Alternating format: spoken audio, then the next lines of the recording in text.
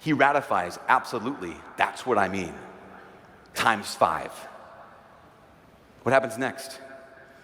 It says, then many of his disciples who were listening said, now who was the group before this?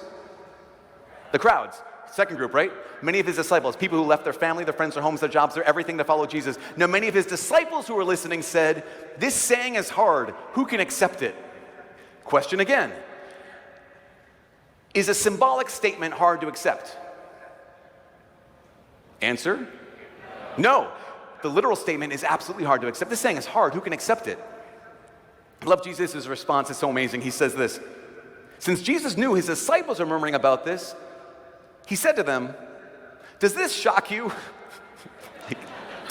Yes, Jesus. As a matter of fact, I'm quite startled and alarmed by the fact that you just said I had to eat your flesh and drink your blood to remain in you and to live forever. But I love he keeps going. He says, does this shock you? What if you were to see the Son of Man ascending to where he was before? Question.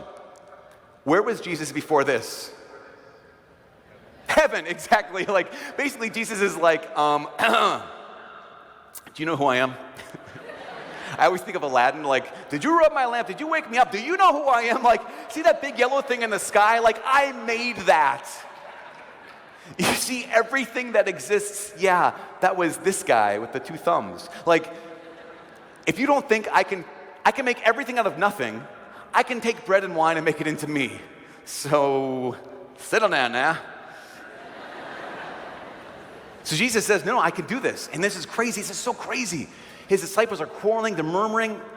But in verse 66, it says this. It says, as a result of this, many of his disciples returned to their former way of life and no longer accompanied him.